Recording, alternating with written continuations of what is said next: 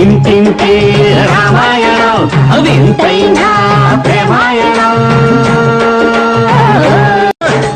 మబ్బుల్లో నీళ్లు చూసి ముంతవలక పోసుకోనా, మబ్బుల్లో నీళ్లు చూసి ముంతవలక పోసుకోనా, కీసులాడుకున్నా నువ్వు రోసమొచ్చిపోకురా, కలిసి మెలిసి ఉండరా.